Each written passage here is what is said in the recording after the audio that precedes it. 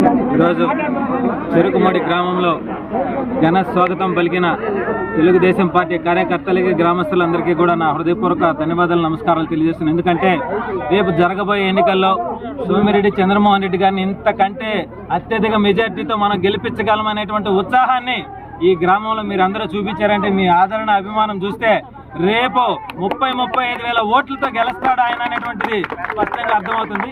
కానీ అధిష్టానం ఇంకా ఆలోచిస్తా రెండో విడత కూడా ఈరోజు రిలీజ్ చేసింది. కానీ మూడో విడత సోమిరెడ్డి చంద్రమోహన్ రెడ్డి గారి పేరును అనౌన్స్ చేయాలని చెప్పి జనసేన పార్టీ నుంచి నేను కూడా కోరుతాను. ఎందుకంటే ఈ తోడేళ్ల బారి నుంచి ఈ సర్వేపల్లి నియోజకవర్గానికి కాపాడగలిగినటువంటి ఒకే ఒక వ్యక్తి, ఒక శక్తి, ప్రజానాయకుడు సోమిరెడ్డి చంద్రమోహన్ రెడ్డి గారే.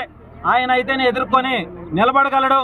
ఆయన అయితేనే రేపు మన నియోజకవర్గాన్ని కూడా మనం అభివృద్ధి చేసుకోగలం. ఎందుకంటే ఎక్కడ ఏ సమస్య ఉందనేటువంటి విషయం మూలాలతో సహా తెలిసినటువంటి వ్యక్తి సోమిరెడ్డి చంద్రమోహన్ రెడ్డి గారే. క్షుణ్ణంగా పరిశీలించారు కాబట్టి ఇటీవల మనం చూసాం పొదలకూరు సొంత మండలంలో ఏదైతే ఈ రాష్ట్ర వ్యవసాయ శాఖ మంత్రి గౌతమ్ రెడ్డి సొంత మండలంలోనే కోట్ల రూపాయల అవినీతి జరుగుతూ ఉంటే దానిపైన 3 రోజుల పాటు రాత్రనక పొగలనక ప్రాణాలను కూడా లెక్క చేయకుండా రౌడీలను ఇజ్రాయల్ను పంపించిన వెనకడుగు వేయకుండా పోరాటం చేసి నిలబడ్డటువంటి మహాన్నతమైనటువంటి శక్తి ప్రజానాయకుడు అనిపించుకున్నటువంటి మన సోమిరెడ్డి చంద్రమోహన్ రెడ్డి గారే. కాబట్టి ఆయన అయితేనే